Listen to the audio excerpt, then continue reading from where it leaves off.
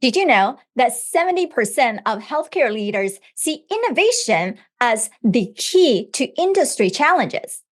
In 2023, we dived into building a resilient company culture, countering self-sabotaging tendencies, embracing digital health, and mastering video marketing to grow your company. These episodes provide a blueprint for healthcare leaders to innovate and thrive. Stay tuned for this special episode where we highlight these amazing interviews in one simple segment. Welcome to Provider's Edge, the podcast that helps healthcare entrepreneurs and innovators break down barriers and control their business, life, and future with valuable action steps. With me, your host, Sabrina Rombach, a recovered clinician and a business deal catalyst. Let's rewrite the rules and create a positive social impact while increasing your profitability. First up, transition into a culture of success with Terry Russo, as she unreviews how aligning values is not just an internal strategy, but a growth catalyst for healthcare leaders.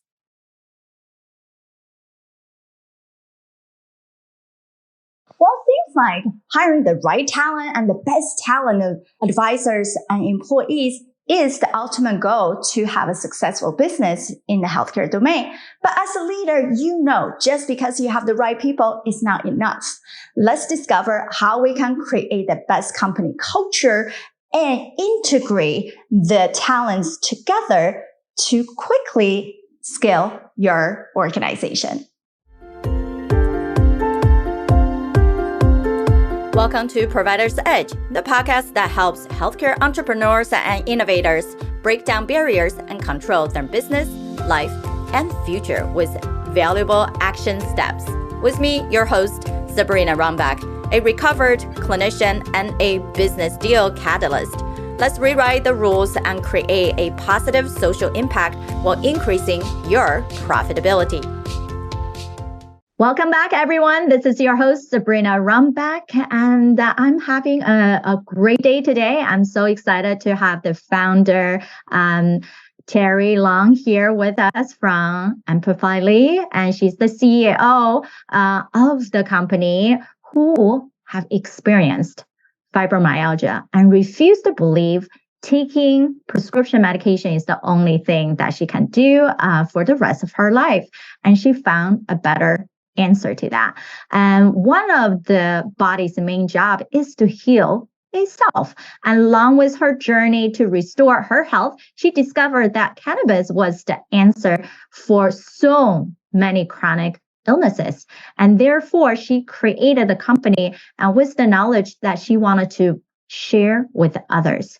And over the last 5 years, her customer has been sharing all about the product, how amazing they have been to help them heal different areas of life, stress, pain, anxiety, sleep issues. And I think all of us experience some level of that as we are moving through life. And especially this show is for healthcare entrepreneurs, the leaders who have been brave, who are ambitious, daring to create a business to support your team, your community, your family. And sometimes we put so much on ourselves, and that creates the level of stress and anxiety. So we also needed to heal ourselves and not just pouring everything out for our patients. So thank you so much, Terry, for being here today. No problem, Sabrina. Thank you for having me. Yeah, I know I cannot ever share how amazing our speakers are, just like yourself. So I wanted to have a little bit more of your background when you start discovering your own struggle with chronic pain. And then what was the pivot that you had to say, hey, I can do something different. And that's how I start to serve the healthcare space. Sure. Well, I was in corporate for 20 some years, started in my 20s, and I just noticed that I was not feeling well all the time. I went into the office and I was mostly feeling not well when I was in the office. So I saw many different doctors, rheumatologists, neurologists. I saw them all. I probably went through 6 doctors trying to figure out why I wasn't feeling well, and they weren't really sure. The tests were all negative. I even had one doctor admit that I was allergic to work. And I said, can I get a written letter to that extent? Can I show my boss that? And he's like, well, no, but really they didn't know what was causing me to not feel good. And fibromyalgia was just starting to come out as a diagnosis. And we know it's really just saying that you don't feel well, you ache, you're tired all the time, you have inflammation, and we don't know why. So I was on prescriptions for a long time and they weren't helping. I actually felt like I was getting worse. So I didn't want to be on prescriptions for the rest of my life. So I did my own research. Like you said in the beginning, I refuse to believe that our bodies can't heal ourselves. You have to give them the right situation, the right scenario. You have to support them the right way. And so they can heal. So I researched natural wellness, and that ranges from eating organic, cutting out processed foods, eliminate wheat products. That is a huge one. And I found a doctor that was telling me to do that. Plus, he tested me for different things, and he really got me on the path to feeling better. But the biggest thing for me was eliminating wheat and fixing my diet overall. But along that journey and all the research I did, I found that the only thing that was really giving immediate relief for people suffering with fibromyalgia was cannabis. Now, at the time, again, I was in corporate. I didn't know anybody in those circles to get a hold of anything like cannabis. I didn't want to smoke it. I don't like smoking. I thought that's the only way you could do it. And who knows if I could get drug tested at work. So it just wasn't for me, but I was a very big proponent of it. And I kept studying it and hoping that one day it would be available to the people without restriction. We're not quite there yet, but we have come a long way. So it was in 2017 that I finally discovered that hemp has many of the same medicinal properties, but without the high. So when I looked into it and reached out to a cannabis specialist attorney, he said, yes, you can start selling it. It's back-end wording legal. It's a little more clearly legal, or front-end wording now, even since I started. But I couldn't wait, one, to leave corporate because I just didn't feel well in the office, but to start sharing the news with other people that you can feel better naturally and how amazing this plant is.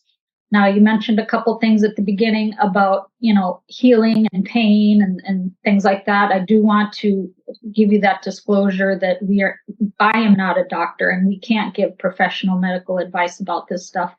So we have to be careful about what we claim, and we don't claim to cure chronic illness. I talk about it being helpful for chronic illness and helping a lot of the symptoms of that, but we really can't make any of those claims. So I just want to say that first and foremost, that we're not doctors, but we do have people you can talk to if you do want to get a doctor's perspective.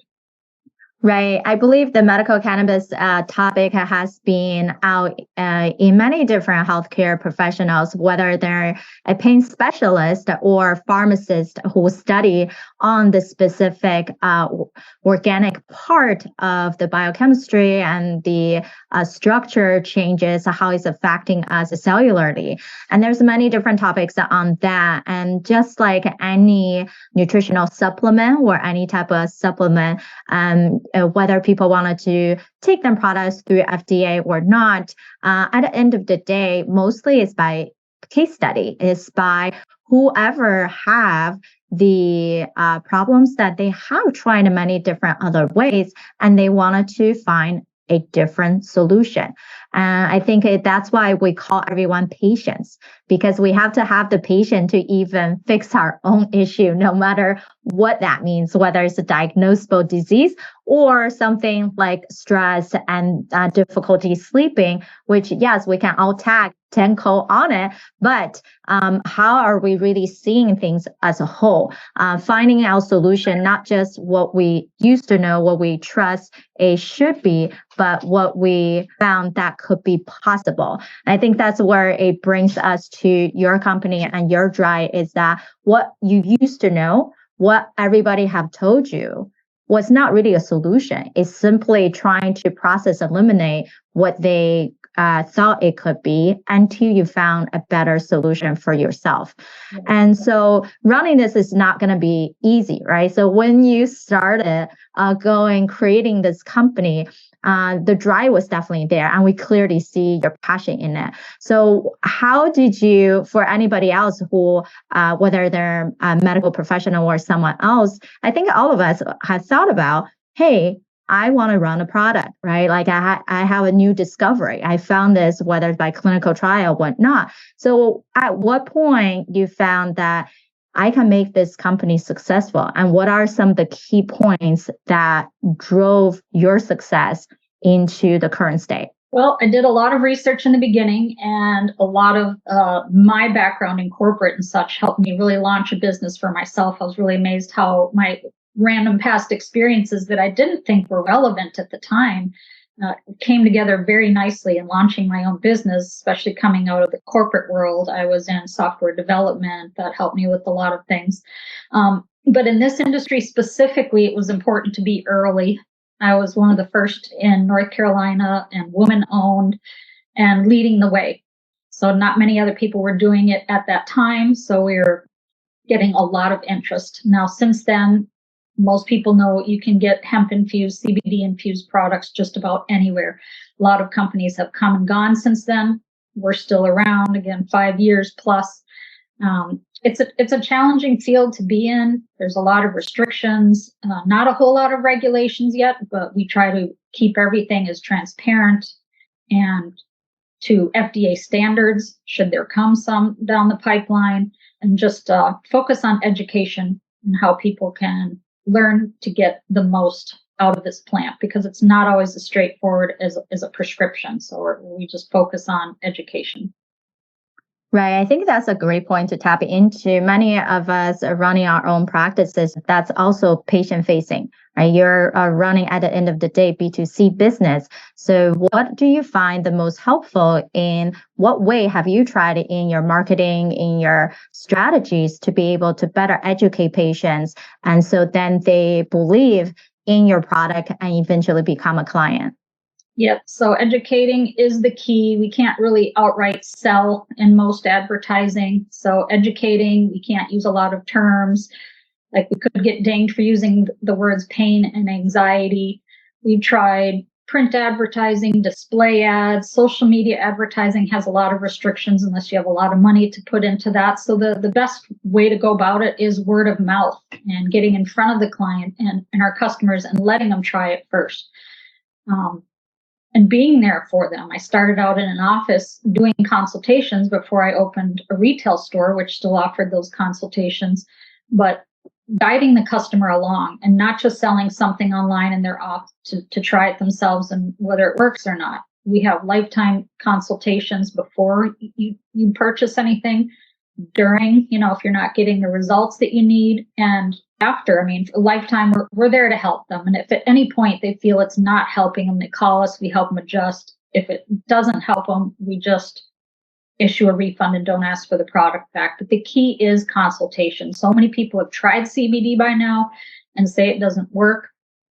There could be many reasons for that. Fly-by-night companies, there really isn't any CBD in the product, or it's mislabeled. There aren't standards for labeling products yet. But most often they haven't experimented with it. Plus, there's different varieties of hemp products, from isolate, broad spectrum, full spectrum. So people get overwhelmed. We have to focus on the education. We have to be there with them along the way and then not just pluck a product off the shelf. So that's a big difference. Exactly. What I'm hearing you say is definitely social media can be very overwhelming, especially for any supplement type of product out there. There's a language issue on what you can say and cannot say. So you best represent it's not a cure, and then it cannot be specifically attached to diagnosable disease per se. And therefore, it does come challenges on the branding side, right? Like, how do you describe it? What you found it works the best is the part about the right relationship that you have built and bring in the referrals. And so you can be face to face with those patients, whether it's on the phone, virtually, or in the office when you're doing consultation, and breaking down how come something worked or didn't work? And perhaps it is not the right content, concentration, whatnot, mislabeled for various reasons. And of course, you're here, right? Like we also know media has been great. What's your experience in sharing product with various podcasting or big news outlet? How has that been working out for you? Again, with some restrictions, I've done some PR work, social media. Social media is really touch and go for people in our industry. We can put a lot of effort into it. It can be very time consuming, a full-time job. I have put a lot of time and effort into my social media in the past, but for absolutely no reason, your page can be removed. And that happened to me after putting a lot of time and gaining a lot of followers and such on Instagram. It was just poof, gone one day. So I keep social media in mind. I think it's important to have and keep it looking nice, but don't go overboard on it because again, it could just disappear one day and rules and regulations change so quickly. You never know. So you have to be flexible in this industry, and social media is something you just do a very small part of your advertising on. And podcasts have been successful for me. I've done both sponsoring podcasts and interviews like this. And I find that relating to the customers and them hearing my story, podcasts are one of the best ways I feel is to reach your audience and get them educated. Right, because speaking, people love stories, and depend on who that audience are. Ours are healthcare professionals versus when you speak on the shows who are client facing, right? We all know pivot that story that's most relatable and tackle that, what we can give value in, right? Just like you're saying, many times over, educate. If we can be in the place of giving, sharing, and really there to deliver, then people understand our value system. They understand your true, genuine self are being who you are, trying to be a support. And then just so happen, we have a solution that they might consider to try. So I think that's definitely a great way to tap into this. And then, of course, none of us can run a big company or big practice of ourselves. So share a little bit about your team. How are you creating your team? And then what has been some of the wins or struggles that you encounter there? Yep. I mostly hire contractors online. I've hired contractors from all over the globe. The key is to focus on what my skills are, differentiate what my skills are and what I prefer to do, what I'm best at, and leave the rest for other people. Like I'm not really a salesperson. I'm a factual person. So I hire out my marketing team and social media help, tech support, things like that. You really do need a team. And I find very helpful websites like Fiverr and Upwork really easy to find and qualify people. When there's lots of reviews on their work, you can see how much they've worked on those apps before, how many clients they've had and worked for. So I find those very valuable. The challenge with it is some people can just up and leave. I had an amazing VA one time. She just knew exactly what I needed. I told her what I needed. She built out web pages and emails and linked them all together and got processes going. She was fabulous. Something came up and she was no longer available. So that's the thing with contractors is they may not always stick with you, but they're essential to have. And I think it's a great way to do it. Everybody likes working from home now. Try to find a great virtual assistant that can do it all is what most entrepreneurs need. You're hit it right on the nail. And most people have not realized is that what do you actually love to do and do really well?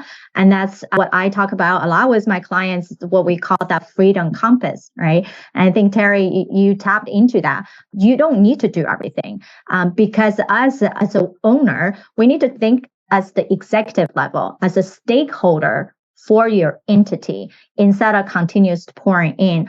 And definitely the silent resignation or the people who just all of a sudden quit on us without a good enough explanation, or despite them have a really great explanation, you still lost someone. So that's a big challenge in many, many different areas, and not just us in the healthcare space. I was just talking to a friend of mine, actually working with her, and same thing happened. She was saying that she took one of her assistants to a conference in California, had a great trip, said so appreciative of her, learning a lot. And then the very next day, got a text message saying, I no longer will continue our work. I would terminate immediately.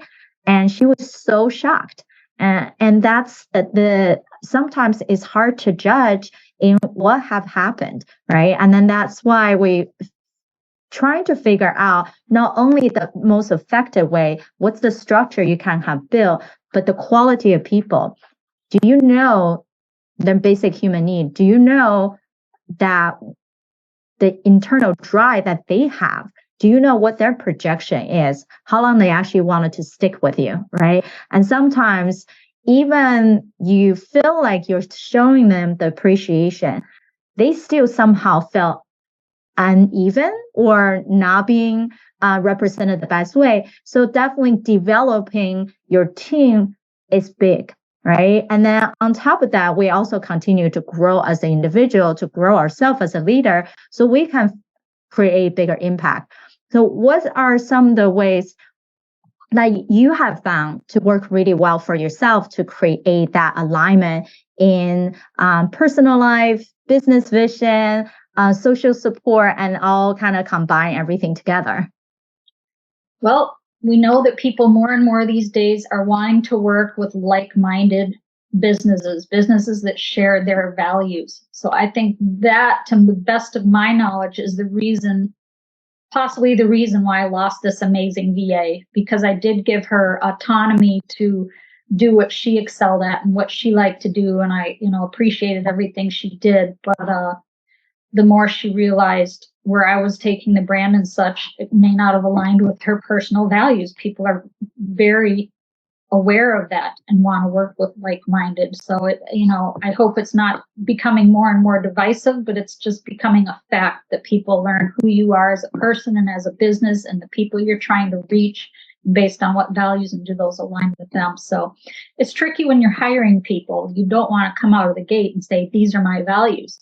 You want to, but you don't want to, or you shouldn't, or, hiring ethics, you can't say. So that's kind of a tricky balance, but ultimately you do want to find people. So it's great to find people through word of mouth, who already have your values. I just really think that people are more likely to stick with you when they know they have shared values with you. Greatly said. And building a company culture that everyone aligns to and really attached to the mission. And we know that works the best in retaining your staff and also with training and developing.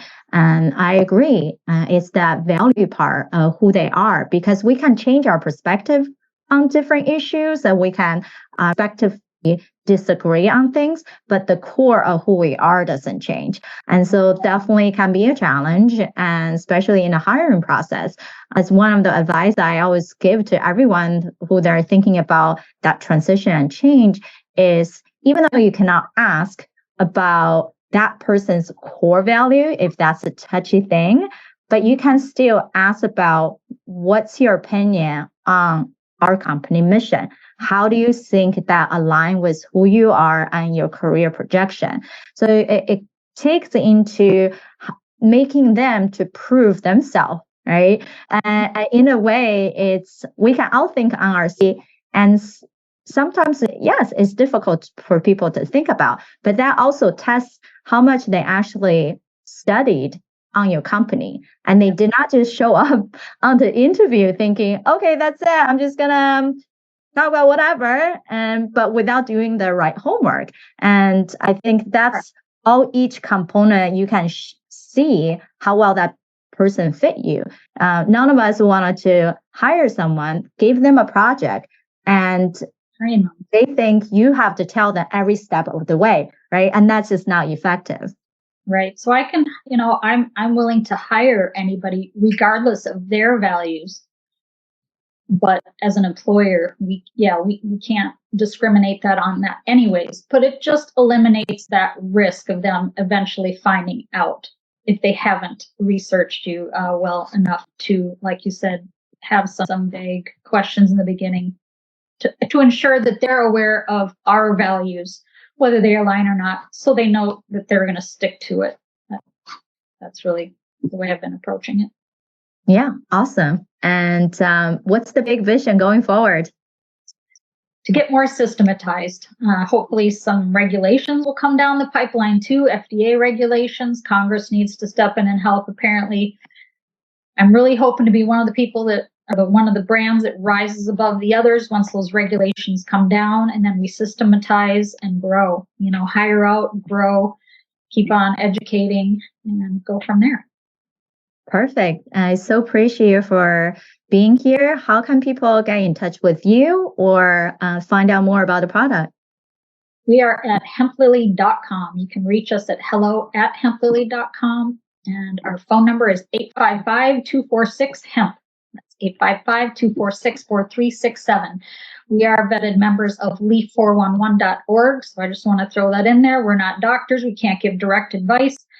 If you're a medical professional and you want to learn more about cannabis, or even if you're a customer wanting to try it, you can give us a call. We can give you a referral code to our partners at Leaf411. They're cannabis-trained nurses, and they can give you specific advice. They can talk in more clear terms than we can. We talk mostly anecdotally on the product side because we sell it. So if anyone wants anything more from the medical perspective, we would love to refer you to the cannabis nurses at Leaf411. Awesome. I appreciate you for sharing the business growth side. I'm sure people got a lot of insight into it. And as we are accelerating and growing our individual practices and thinking about how we communicate with our patients and how we retain our own staff, which can also be a challenge no matter what phase of business you're at. So appreciate you, Terry, for being so authentic and sharing your growth journey. Until next time, bye guys. Thank you for tuning in to Provider's Edge podcast. We hope you enjoy our latest episode and found the insights and tips helpful. We'd love to hear your feedback on the show and learn what topics you'd like us to cover in the future. So please take a moment to leave us a review on your favorite podcast platform and let us know what you think. Your feedback is essential to help us improve the show and provide you with the content you need to take your healthcare business to the next level. Thank you for your support, and we look forward to hearing from you soon. Now let's shift gears and confront the inner obstacle with Dr. Philip Aguirre. Discover personal empowerment as he guides you through the labyrinth of self-saboteurs to seize success. How come some people continue to win in their career, in their business, while others are not moving as quickly as they ever could be? Today, we're talking to a breakthrough specialist on how to shut down some of the sabotaging tendencies and turn up the dial on your success. Private practice owners, are you ready to rewrite the rules for your practice so you can have more time off, a great team, and more income while delivering better patient care? Then you're in the right place. Welcome to The Provider's Edge TV. I'm your host, Sabrina Rumbach. I'm a provider, an international peak performance keynote speaker, and a best-selling author. My guests and I help providers like you to control your practice, control your life, and control your future. This is your defining moment to be a disruptor in healthcare. Thanks for joining us for another episode of The Provider's Edge. Today, we know business owners, especially those of you who own your practice, there are so much you have to deal with, so much on your mind. And when you are already in a level of success, how do you get into the next level and not get into your own way? And this is why I invited Dr. Philip Aguirre. He is a business breakthrough strategist, an international speaker, speaker and best-selling author who guides business people worldwide to move from self-sabotage to a self-made success by uncovering an inborn trait that stops their success. He has an amazing story. He actually had been a chiropractor and then had such amazing life changes, and that led him to what he's doing today, supporting the healthcare entrepreneurs and other business around the world. So thank you so much for joining us. Oh, thank you so much. I really appreciate you inviting me over. So, Doctor, could you share with us a little bit about your background? How did you discover the path and put you on the work that you're doing right now? Yeah, like you said, I used to be a chiropractor and a functional medicine practitioner. My specialty was thyroid and autoimmune disease. So I've had a insurance-based practice and I had a cash-based practice. So I fully understand the ups and downs of moving from an insurance base to a cash base, and be a lot of challenges, especially in your mindset. So during my 35 years of practice, I used to think way back when, like, why is the practice not doing well? Or why are my kids are doing what they're doing? Why are my patients not doing what I'm asking them to do? It's just really simple. Why can't you just follow my instructions? And then during this process, I was placed on this journey after going through a lot of stuff. I went through financial ruin, a horrific divorce. One of my daughters almost committed suicide. I was on disability. I had a thing called thoracic outlet syndrome, caused weakness and numbness in both my arms. I had carpal tunnel in both hands. I used to get out of bed feeling I was walking on glass. And I was in my late 30s, and I had a multidisciplinary clinic. I lost it all. I had a false accusation from insurance companies that I was going to jail. I was going to lose my license and everything else. It was false. But those years were just horrific trying to go out of that. My license was totally clean. Nothing was problematic. Didn't go to jail or anything like that. But it caused me to then become disabled during that process. My father had brain cancer, died 7 months later, and then my mom. So it was a lot of stuff going on, which allowed me to really dive deep within myself, to really bring out something that was inside me that I wasn't looking for. And during the process, I was able to discover a hidden sabotaging trait. We call it the inborn sabotaging trait because you're born with it, that it actually doesn't undermine you, but it actually stops your success. Because if you actually achieve that success, subconsciously it would be more painful. So you never get to that growth period. And when I first found it, I was like, there's no way, this is too simple. So I went out to try to disprove it. And over 30 years of thousands and thousands of people, I couldn't. And during the process, I was actually able to find a way to switch it off instantly. And it works 100% of the time. Now, I'm from Jersey. You tell me this works 100% of the time, I'm going to say BS. Okay. So, and my reputation being really important to me, I went out to try to disprove that. And to this day, whether you're a multi-billion-dollar company or a child, this works 100% of the time. And it will show you how it affects you, as well as your personal life and your professional life.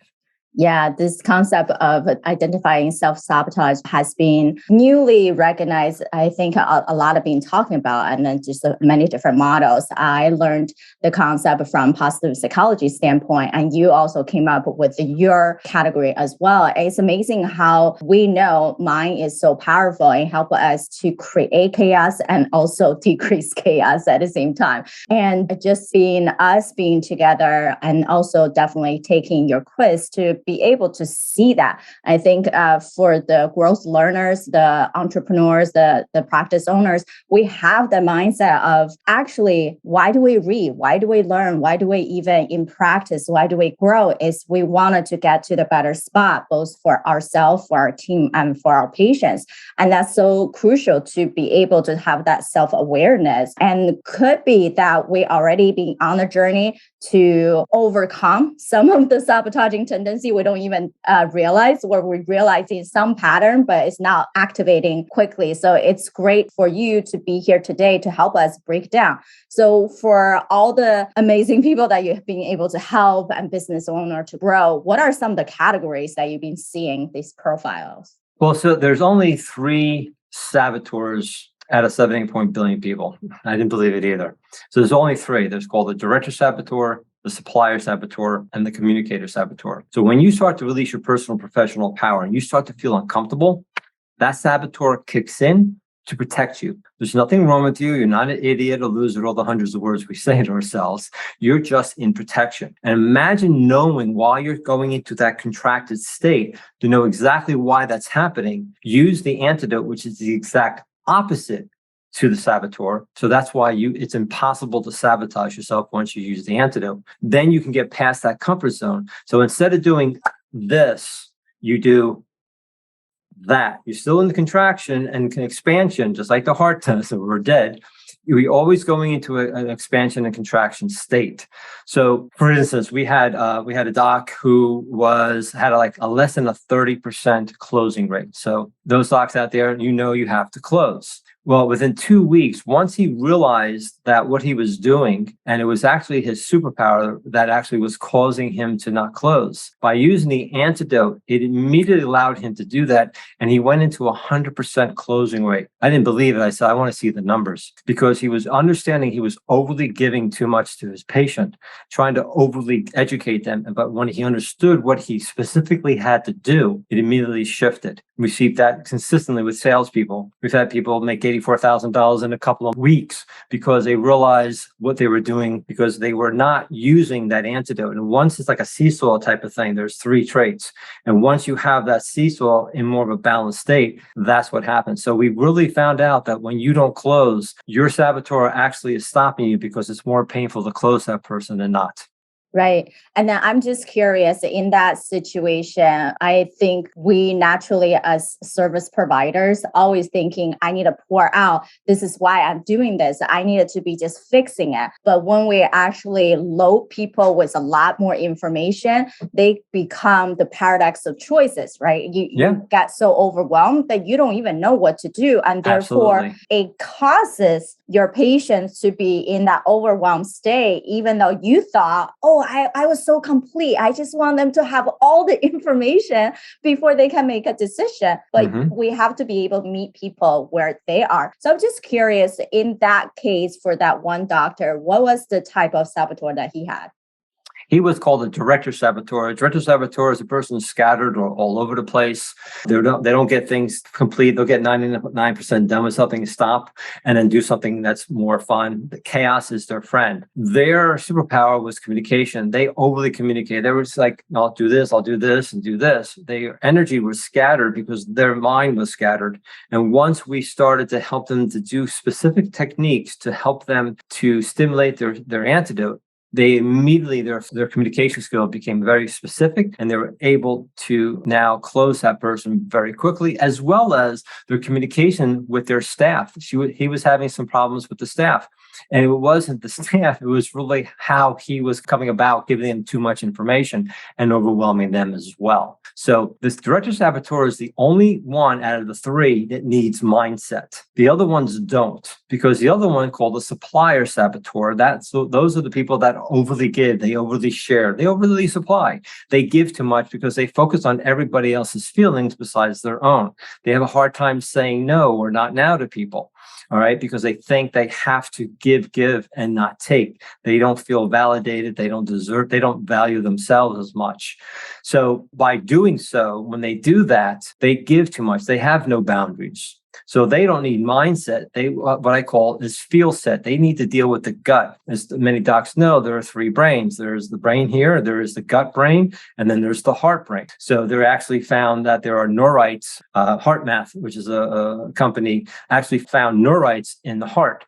So the heart also can work in some areas without the brain's help. So the supplier needs to feel differently. That's their key. That's why mindset doesn't work for them. The communicator saboteur is the person that has a hard time expressing. They cannot detach with their thoughts. They overthink and overfeel too much. That just get in the way. You don't know what they're thinking or feeling because they're not expressing it to you. And you just don't know what they're feeling because they don't want to feel stupid or embarrassed, so they pull back and disconnect. So those are the people that really need to understand how to express themselves in a different way that allow them to show their brilliance. And I had a doc one time that he was a communicator saboteur. We had finally, during his staff meetings, he started to actually express to his staff some of the things. And they were coming, this is brilliant, doc, because he never thought what he was saying was brilliant enough. And he didn't want to feel stupid. So he kept it to himself. And due to that, his practice, just by doing that, increased pretty well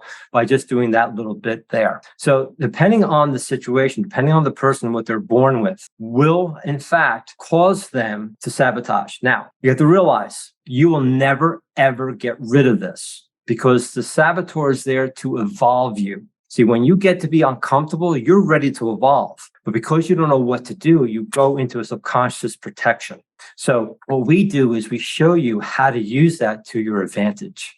Right. And I think it is so crucial in thinking about each separate things. Now, the director they are directing and they are in the position that they feel like they got to do. And I believe a lot of entrepreneurs and the leadership is going to be in that position because you have the vision, you have the ideas, and you constantly coming up one, but how to execute the ideas into reality, take systems, take the right resources, take people, and to be able to streamline that into a way that you can, what you mentioned, antidote, right? Keep yourself on track in a way and not keep saying yes in some of the area that just good to do, but are not necessity to get you where you want. That's really crucial. And then when you mentioned the communicator, is they keep it inside because they're so emotional, they're sensing everything. But we question ourselves in what does that mean? Do I need to be perfect in some way before I even express it?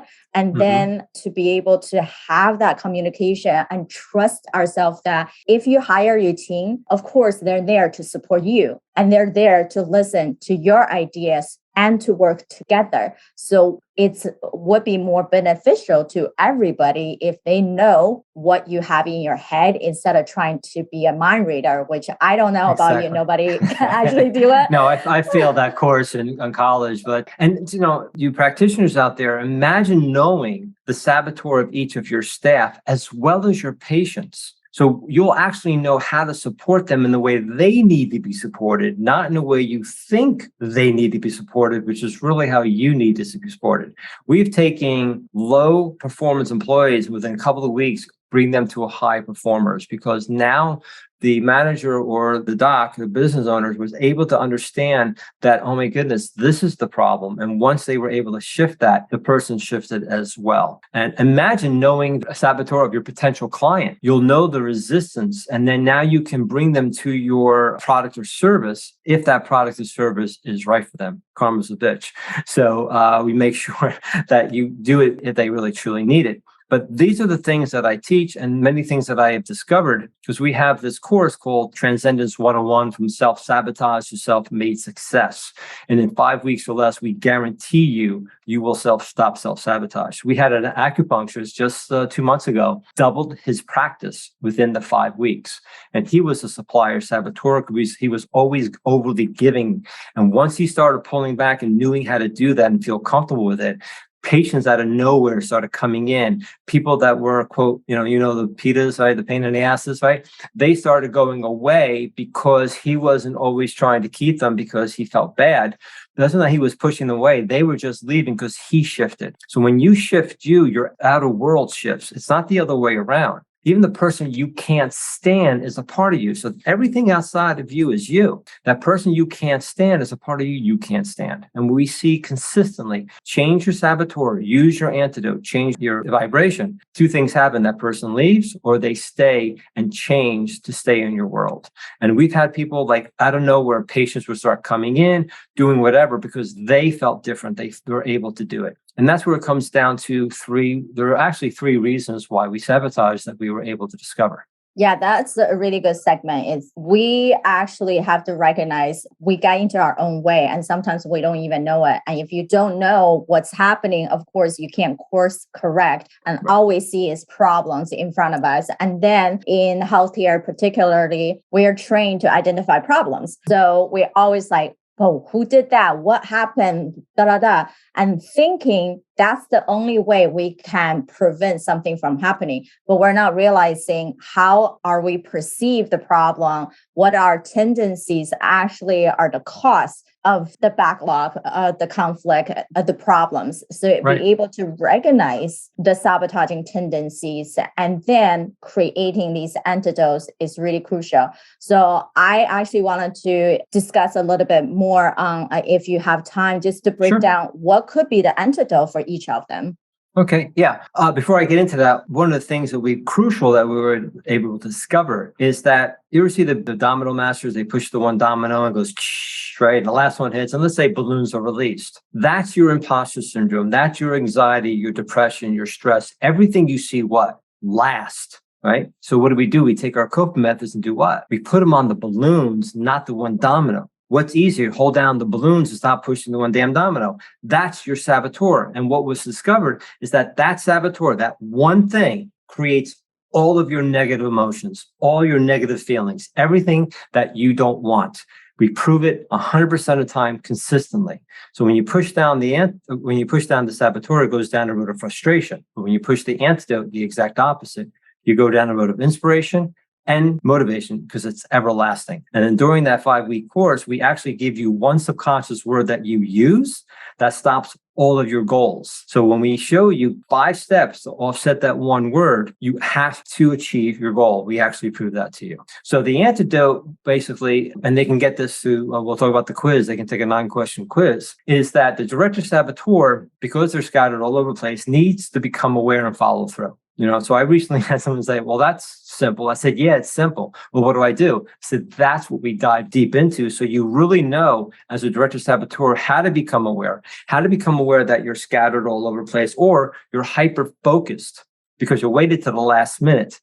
And then when you finally get something done after 2 days, you go, I got it done. Then all of a sudden you're like, oh my God, I didn't really organize my time. And now I got all this other stuff I got to do. And then you go back and forth between scattered and hyper-focused. So becoming aware when you're in those areas and then learning how to follow through with specific steps, then you become less chaotic. So my chaos lets me get things done. I said, yes, but when you use the antidote, you don't need the chaos.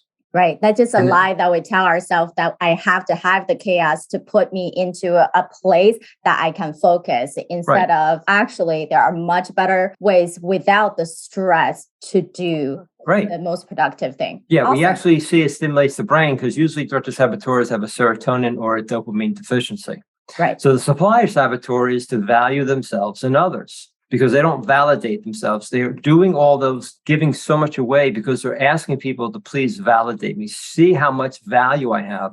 But at that moment, they're actually devaluing themselves because they're giving too much away. Right. Your prices are too low. You're not charging enough. You're giving this away for free because you feel that's what you're supposed to do. You're not, because as soon as you do that, you devalue. Therefore, the person's not going to do what you're asking them to do. When I was in the cash practice, I used to charge between $2,500 to $6,800 for my programs because I knew what I was doing was changing their lives, but also I was also dealing with business people that they would increase thousands upon thousands of dollars in their business.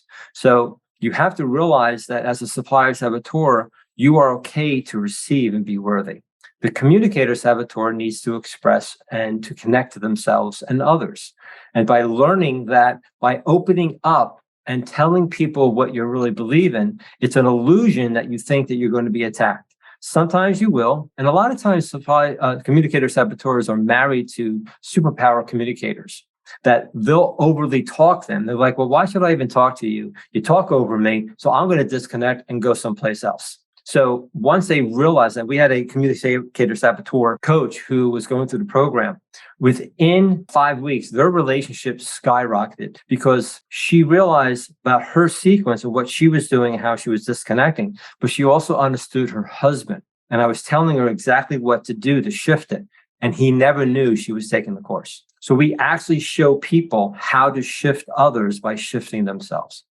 Yeah, that's very crucial. It's not just about us, it's about recognizing the pattern of others. So Right. then you can understand that I can shift myself into the better place to help them to be in that place of synchronicity instead of fighting against each other when you have no idea what's even happening. And I know you've been doing amazing work with all these practitioners and business owners. So how are you able to keep your life balanced and then be able to do all this amazing work? Because I use my antidote. So I'm a director saboteur. If you told me 10 years ago I'd be this automated, controlled of my emotions, able to get things done, finish through, I think you're out of your mind. So I do what I teach 90 to 95% of the time. Like, well, why not 100%? Because you can't. If I'm doing that 100% of the time, I'm not taking any risks. I'm not expanding. I'm not evolving. So you have to evolve. See, one of the things people don't realize is that we're not here on this earth for everything to go well. Okay. The saboteur, what I was able to discover, is there,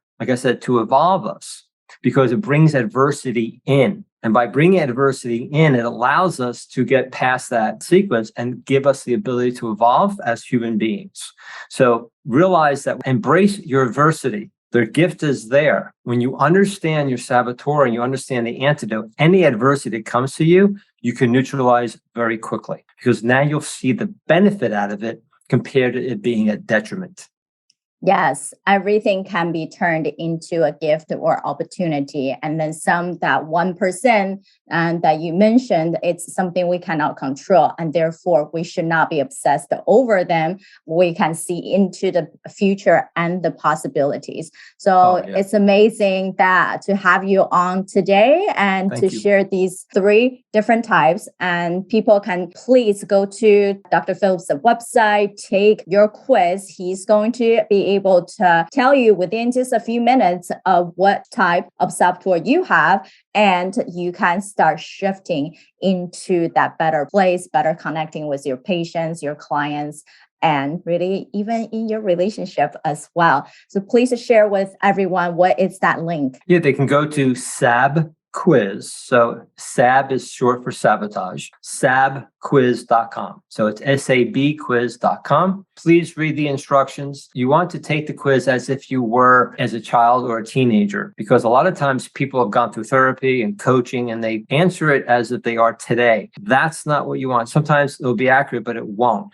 By doing it that way, you'll then see the saboteur. It's only 9 questions. It's not 186. You'll get your antidote as well as your saboteur. And then actually for a limited time, we're actually offering a one-on-one with me, a 30-minute strategy call. Give me your business or personal problem, and I'll show you how your saboteur created that challenge and how to use the antidote to start solving it immediately.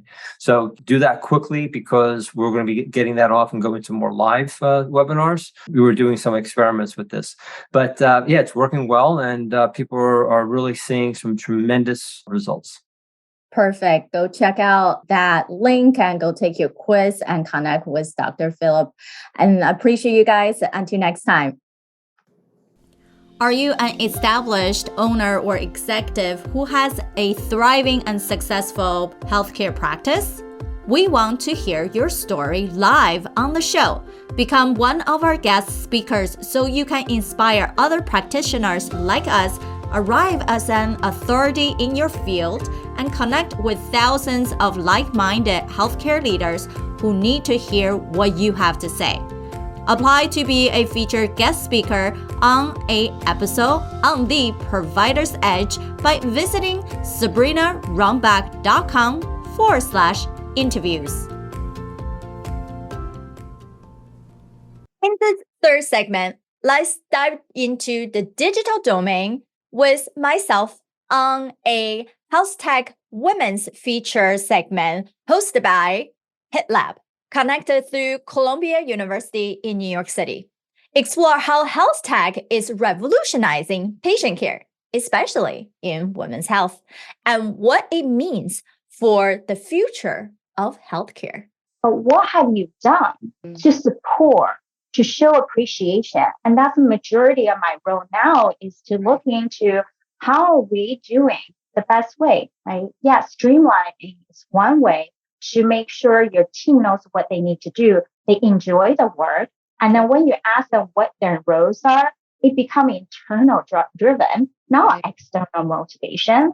And that's how we can talk better, change our tonality, understand when it comes to devices, digital health, that's a lot of without you, just like us, right? Without us being able to hold each other's hand, give each other hugs, and actually show much of body language. Right. So there's so much more intangible way to communicate effectively, especially when we're on the phone with patient, when you have that telemedicine, when you have no idea what's happening to them. But nowadays, we have remote biometric devices.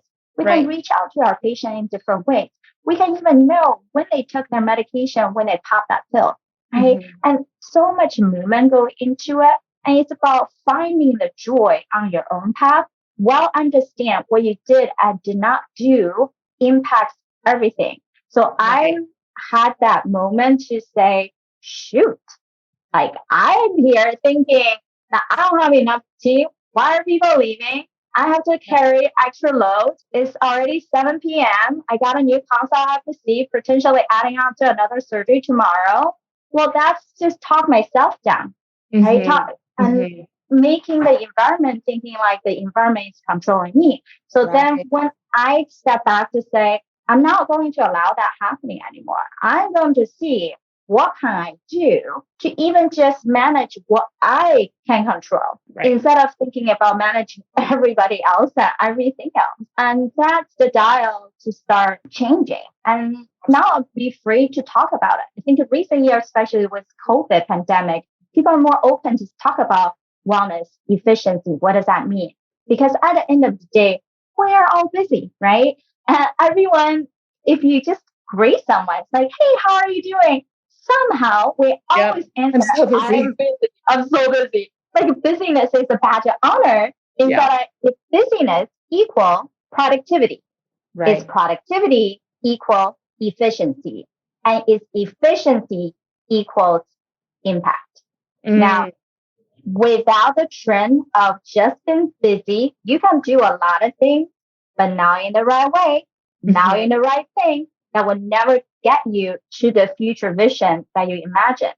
Or you don't have a clear aim. You really don't know where you're going, heading. Therefore, you're doing so many things, just trial and never really gave yourself that affirmative and trusting yourself to say, I'm going to do this and I'm not going to give up. I'm keep going.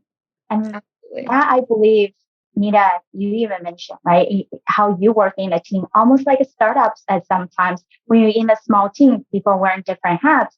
Right. But we have to build in that grit, which is passion and persistence on something that we truly connect with. Absolutely. And if we keep doing self-reflection, it's no longer aligned. We need to be able to be okay to move forward so we can move on. Yeah. Wow. That was so many just amazing nuggets of wisdom. I wholeheartedly agreed. I'm very inspired like already. So thank you so much for kind of sharing that journey. I think it's so important for people to kind of hear. And I love what you're talking about, feeling empowered to have that ownership and accountability over your life and your career. I think that is so important. And some of the things that you were kind of mentioning about your role, would love to kind of double click on. Would love if you could share a little bit more about kind of the work that you do and really what a typical day in the life is kind of, in this role at MRG. Yeah. So MRG is a technology company really focusing on how do we better serve our patients by giving them the right service at the right time with the right providers. And what does that look like is be the central hub for your patients. We know medical record systems are not built for patient engagement at all. They're just for us providers and nurses to document information and then have a tracking system and somewhat be able to hold record for billing. However, it's very confusing sometimes. Even, for example, Epic has a patient portal. My own primary care has a patient portal, but it's very limited on what you can see. And it's only mostly, right? You have perhaps a messaging portal. That's it. You don't really have much to go on. While people are drowned by information, this final segment illuminates your brand with David's insight on how to leverage video for your marketing. Learn how to capture attention and grow your healthcare brand in a world where visibility is the key. There are many ways to market our healthcare services to our community and our patients, but there are 4 essential video productions that you have to add into your marketing strategy today. Stay tuned. Private practice owners, are you ready to rewrite the rules for your practice so you can have more time off, a great team, and more income while delivering better patient care? Then you're in the right place. Welcome to The Provider's Edge TV. I'm your host, Sabrina Rumbach. I'm a provider, an international peak performance keynote speaker, and a best-selling author. My guests and I help providers like you to control your practice, control your life, and control your future. This is your defining moment to be a disruptor in healthcare. Hello, everyone. Welcome to The Provider's Edge. And today we're talking about videos, because if a picture is worth 1,000 words, then how do you place value on video? As healthcare practice owners, you probably not only serving your community, your team, and really optimizing both how you function and how you connect with the patients. We never really were taught on marketing or branding. And how can you consistently bring on new patients to your practice so you can expand your community, serving more patients, and then make sure they are all well taken care of?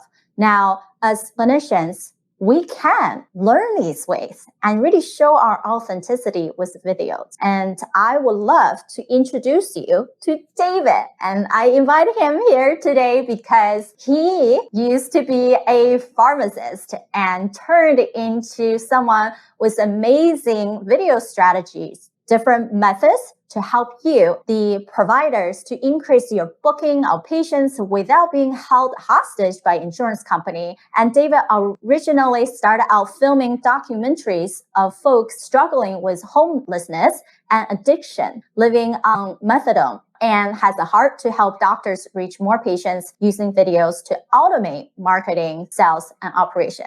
Now, you know, this show is all about personal efficiency and practice efficiency. So how do you really do it on automation? That's amazing. Welcome, David. Thank you so much, Sabrina. Thank you for having me. Tell us a little bit more about you. How do you get into medicine, and then having that switch to really believe in helping practitioners using videos? It's the key way to help them to leverage and attract more patients to them. Yeah, so I'll first talk a little bit about myself. Like you can see on the screen and in my title, I do have a PharmD, and I'm actually testing to get my pharmacist license in September of this year, just to finish out my credentials and show people that I really did understand what was going on in school, but it just wasn't for me. I think in pharmacy school, looking back, if you ask somebody who knew who I was, they described me as somebody who was really gung-ho about the profession.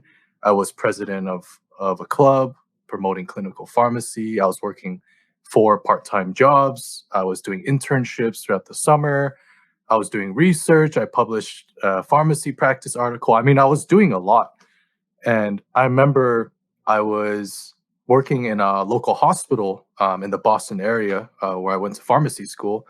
And I was working on Saturday and Sunday evenings as a way to get more experience, as a way to get more income.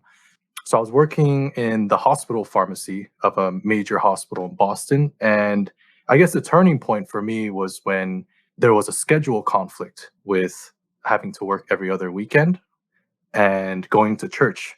But long story short, I was actually scheduled Saturday and Sunday morning one weekend, and I kind of had to pick between essentially my personal life and having a life outside of school and being passionate about what I love, or going to work. So I actually didn't show up for a shift because I had no idea that Saturday morning that was scheduled. Long story short, I didn't go in. I had to call out sick both days. Monday rolled around. I was obviously I had to kind of make amends. So I went into to work that day and I sat down, I talked with the scheduler, and we were talking. I was kind of explaining myself. I was like, hey, I thought we had an understanding. And I think the key statement from that conversation was the needs of the department come first, which essentially told me, you signed up to work here. Like this comes first. Work comes first before your personal life. And that's such a prevalent story that you're talking about. And it seems to be the norm across all medicine is that your work comes first. And it seems like we have no personal life. Whatever your mission is, who you are as an individual doesn't matter. You have to just show up for work. And exactly.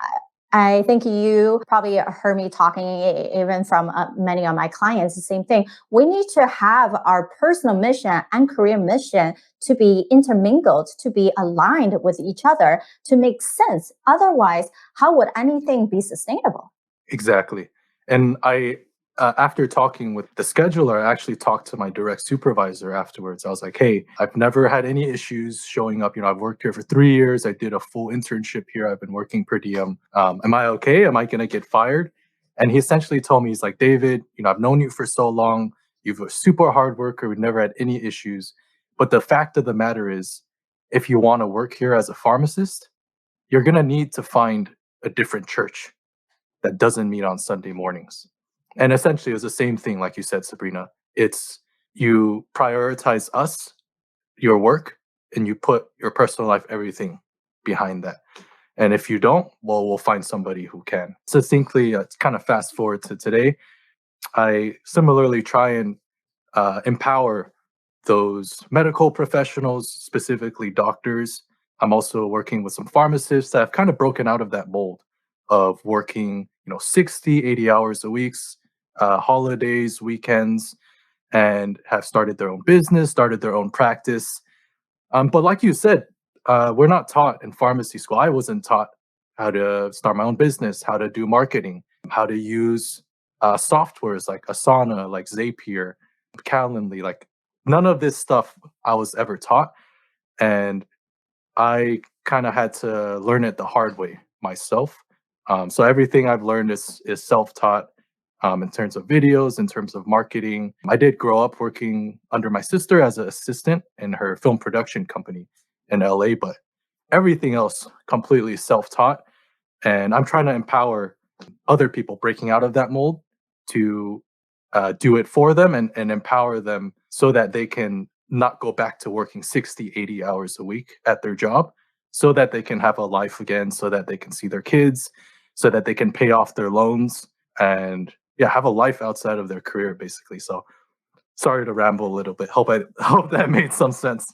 No, it's great to give that background story because of all of us are technically in that round of what's happening for us. We know every year the percentage of people who own private practices and just in general has been decreasing. And if we cannot control how we wanted to practice who we are as a person, then we really feel lonely and it's isolated and not really appreciated. However, the issue with larger organizations they're not seeing is turnover has such a high cost.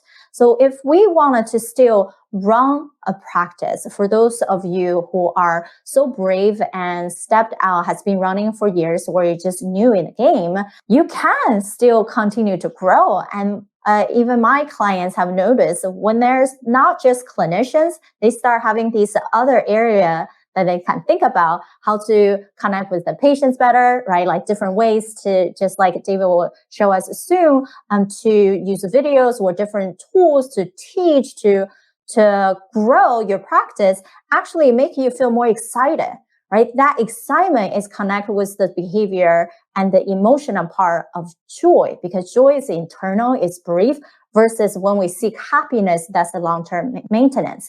So when we are in this place of finding out who we are, creating something that's connected to you, we want to make sure that you can continue to grow in a way that it doesn't burden you. It's not like when you were working with the larger hospitals where they see you and see all of us, just like a number.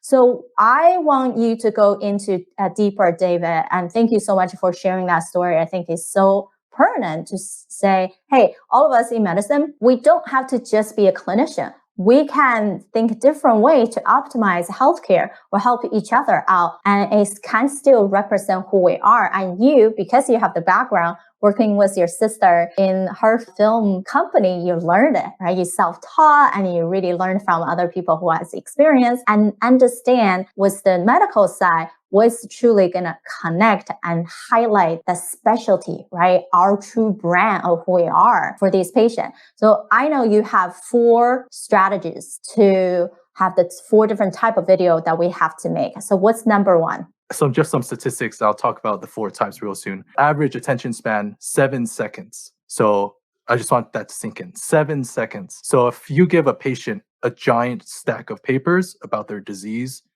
state or their treatment, I mean, their eyes are going to roll back into their head or it's going to go in the trash can. Videos are the most effective way and are the most highly profitable way to capture someone's attention using online digital marketing methods, transferring them over to your website and building an engaging online experience and also teaching them about what you do before they even come to your office so that they're warmed up and ready to go and they just are begging to see you. So the 4 types of videos. Yeah, give us the number 1. So I'm going to kind of lay this out in a workflow sense. So Perfect. Let's say I'm a patient, right? And I'm scrolling online, I'm scrolling Facebook. The first type of video that they might see if a doctor was working with me would be a very simple promotional video. It would be talking about their pain points. It would be highlighting very specific diseases or frustrations with the healthcare system and how this doctor or this new practice can solve that problem. So using like digital marketing, using ads, you can even use organic tactics. This would be the first kind of video. Very easy. All the patient needs to do is click on it and they'll be redirected to your website. And that's kind of where the magic happens. So on the website, you can use a number of different videos, but another one, number 2, would be called the brand message video. And brand message, in short, is who you are, what's your background, what you do, what's your service, and why should the patient care, essentially. And looping in, of course, all those years of medical school, patient care experiences, and succinctly telling them basically in a 90-second pitch in a video form why they should care about your practice. I think that point where you even brought up is short, right? It's 90 seconds. And I believe even for Facebook algorithm, it's 6 seconds. If people watch more than 6 seconds, they move forward. So you want your video to be 60 seconds or less so they can hit that 1% view time and then they can actually get pushed out to more people. And not another provider for this problem, but how you do it, what your take, your team, right, make that unique ability. Amazing. So what's next? So number 3 would be testimonial video. So this would be, of course, HIPAA compliant, no names, no details, but a patient testimonial. You know, what their experience like was before they saw this doctor or your practice, what their experiences were like, and how or who they would recommend this to. So very, very simple type of video, but just gives you that instant credibility as if you're talking to someone face to face. Hey, you need to go see this doctor right away. They're amazing. Right. And I think someone else, one of my business strategists also talked to me about, let's not use the word testimonial, use success stories, because that has a more of a different take when people register. Oh, testimonial. Oh, yeah, your marketing versus success stories. And then you can also potentially make it into the format of, yes, we don't have to talk about name if they don't want to share, but where your life were. Right. And then how is that improved? It doesn't have to be that I can barely walk and then now I can attend events on a moment's notice and not feeling like I have to really prepare myself. Right. It could be just like that quality of a life of a description. Right. Doesn't have to be, oh, I actually use this medication, and that into detailed. People want to see transformation. Patients want to see transformation. They come to the doctor with this health condition, with this frustration. Maybe they've tried multiple doctors, multiple medications. All they really care about is, I'm in pain, quote unquote. Can you get me out of pain? And they want to see that you can get them that transformation. So great point, Sabrina. Yeah, awesome. Appreciate you validating. What's next? And then the last one I would say most important would be an explainer video. Patients, everybody knows healthcare system in the US is very complicated.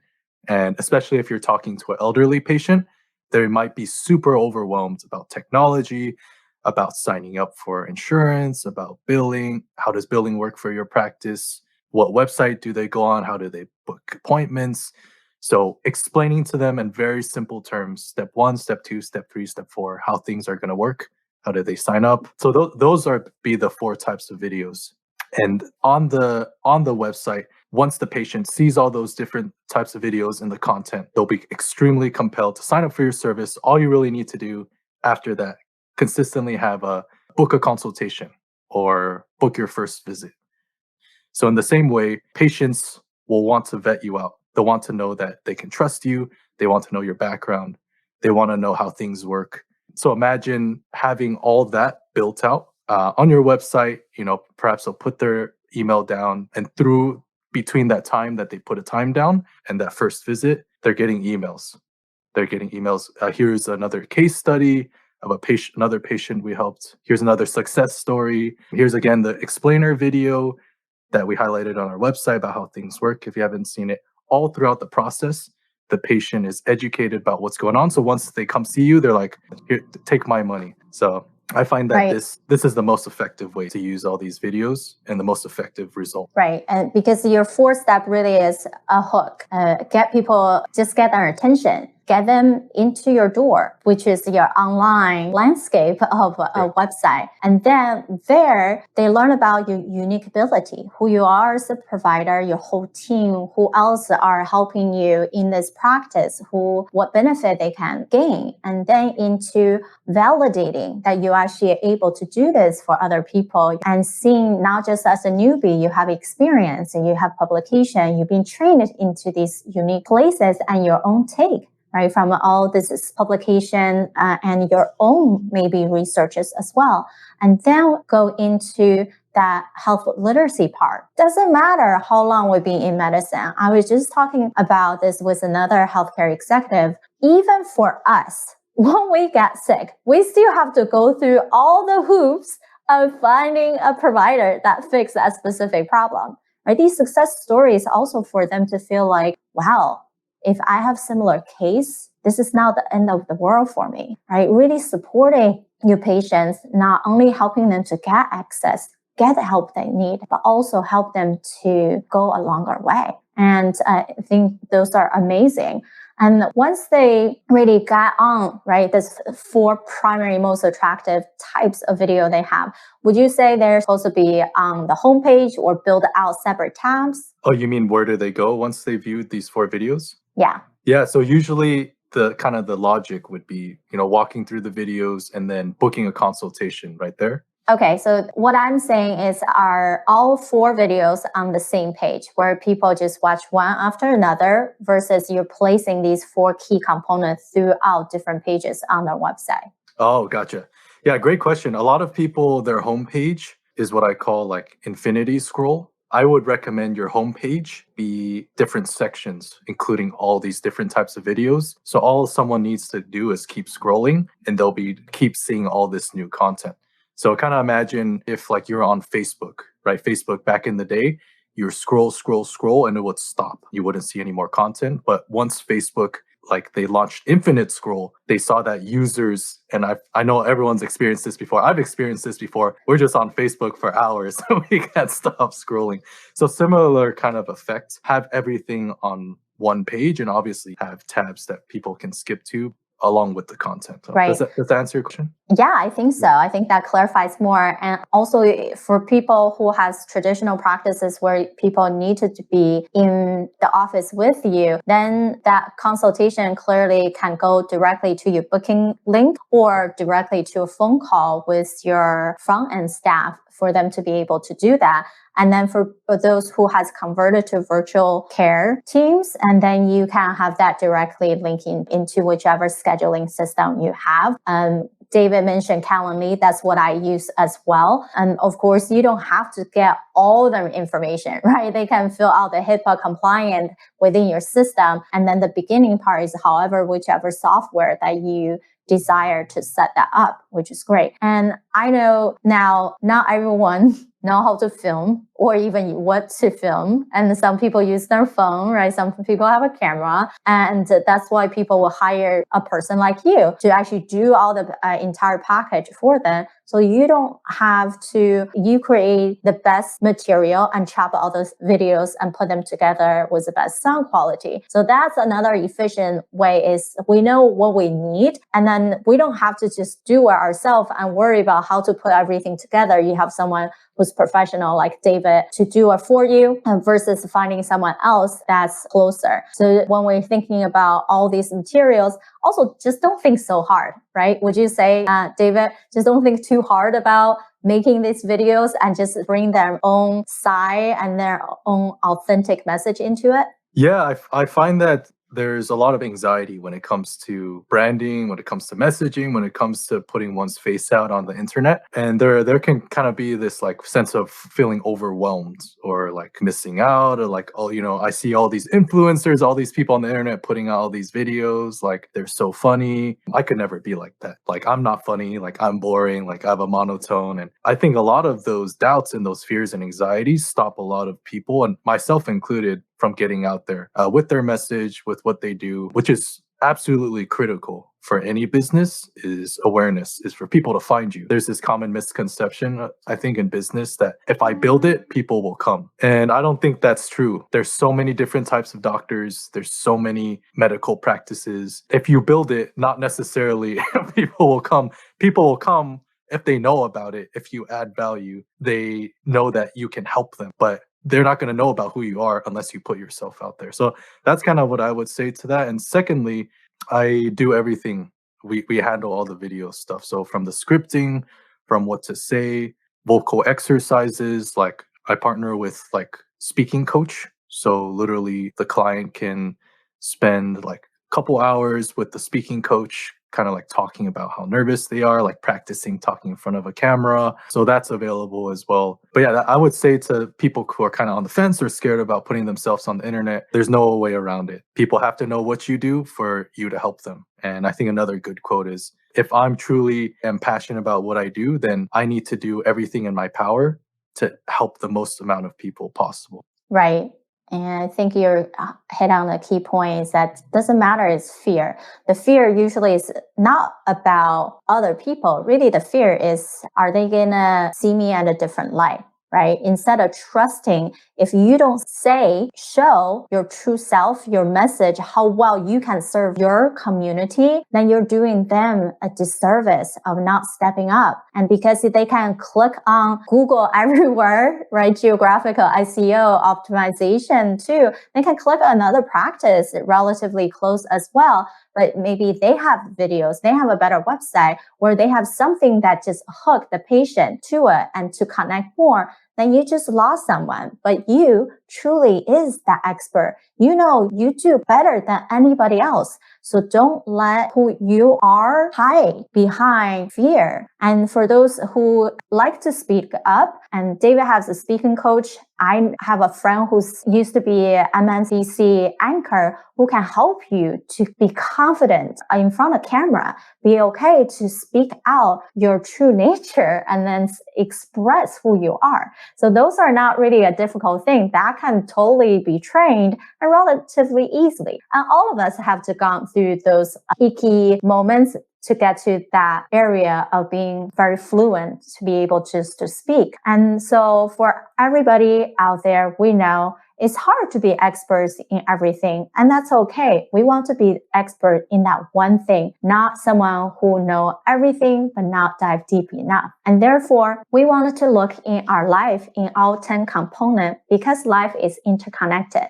So I asked our speakers, when you reflect on your 10 components of life, your physical wellness, your mental fitness, your career advancement, financial intelligence, relationships, social support, lifestyle, spirituality, and personal character and personal mission. Of all those different components, what are the areas that you feel so proud in? And then what are the areas that you feel like, I can do better? Yeah, I find that, like I mentioned before, like Christianity is a big part of my life. So I'd say like spirituality and relationships in terms of having a church community are some of the pillars and foundations of my life. Some things I'd say have some room for improvement. Definitely I think you said mental fitness. Yeah, Yep. I think mental fitness is the toughest part because I think as a pharmacist or like as someone who studied to become a pharmacist, the number one thing, and I think everyone can relate to this, is the Hippocratic Oath, and that's to do no harm. And I think in pharmacy school, what we learned, instead of actively trying to win, to achieve something, it's not to mess up, not to screw up. Basically, I have a fear of failure. A lot of times, fear of, checking a prescription and then missing something and then ends up in the patient's hands and it's the wrong pill and patient ends up in the hospital. Like fear of doing harm instead of fear of wanting to cure the disease, wanting to treat the patient. I'm scared of loss. There's always going to be a risk. There's nothing zero risk in life. Like even in pharmacy, there's no really job security is kind of a myth. I don't know if you guys follow the news or not, people watching this, but there's been like a lot of layoffs in the pharmacy world with some of the giants like Walgreens, with CVS. There's been like hours cut back. There's been like the pay decreased. There's been like obviously like companies shutting down during COVID or companies reducing their staff. So there's really no such thing, really job security, like 100% job security. There's always a risk out there. So it's a matter of, is this risk, for me at least, is this risk worth taking given the benefit, the passion that produces? Is this kind of life I want to live? And I think that's a big part of why I stepped out of the traditional career mold and I started my own business. Like I'm helping empower other physicians and clinicians that are entrepreneurial in nature, starting their own ventures. I think many people in healthcare are that way. That's why the system made us document extra, checking multiple times, and then you worry about, did I put in that order? Did I forget to check this? Right? And then it's all the fear-based conscious instead of profit conscious mindset. And I appreciate you for being so authentic and sharing your story of coming into medicine and really figuring out that true nature of your own talent, be able to create this business and helping practice owners to grow. And then also seeing what's the level of need that you continue to train yourself and discover to get to the next level. So I appreciate you. I'm sure a lot of people are going to want to speak to you about video messaging and additional ways that they can grow their patients' email and serve them better. So how can people connect with you? Yeah, perfect. So I'd say the easiest way to connect with me would be my email address. It's David, my name, david@davidlufilms.com. Nothing too fancy there. I offer like free consultation. Like if you just want to talk and chat, get to know one another at no cost, we can just talk and chat, get to learn about practice, what you do, and kind of learn about what I do and kind of like what the heck is a video strategy and just touch base really. Another thing that people can do, I'm actually offering a free online course to the first 100 participants. All they need to do is tell me their number one question or like obstacle when it comes to scaling your practice, scaling your patient care practice. And like, what do you want to know essentially in regards to videos, marketing strategies? What's your number one question? And once you answer that question, you get full access to the course. Once it comes out, I just need to collect a bunch of questions. I'm almost there at 100 participants, but once I collect enough questions, I'm like, I'll take those questions. All right, this is this module answering this question, this question. So that one will be on, that one go on clinicxc.com, I believe. So it's CLINICX, like the letter X, C.com. Super easy, super simple.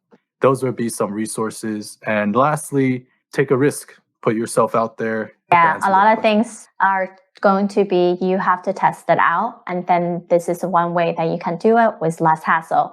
Thank you so much for joining us today. And until next time, bye-bye, guys. Are you an established owner or executive who has a thriving and successful healthcare practice? We want to hear your story live on the show. Become one of our guest speakers so you can inspire other practitioners like us, arrive as an authority in your field, and connect with thousands of like-minded healthcare leaders who need to hear what you have to say.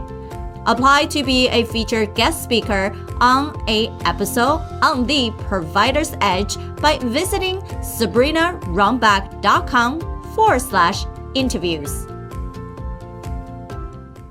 Change is the new norm. If you can't keep up with the change, you are going to be left behind.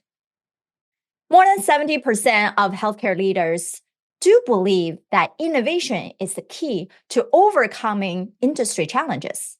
Yet, despite of this recognition, many find themselves stuck in traditional approaches, struggling to make that leap forward, transforming the change. This combined wisdom from these 4 episodes that are most listened to in the year of 2023 on Provider's Edge give you that comprehensive guide for healthcare entrepreneurs. Whether it's fostering a strong company culture, overcoming inner barriers, leveraging technology, or mastering new marketing strategies, these insights are catalyzing for change and growth. As we look forward to the future, ask yourself, how will these lessons from 2023 can transform your approach to healthcare entrepreneurship into 2024? Share your insight and takeaway from these episodes on LinkedIn and make sure to tag me, Sabrina Rumback. How will these strategies shape your approach in the new year? Thank you for tuning in to Provider's Edge podcast. We hope you enjoy our latest episode and found the insights and tips helpful.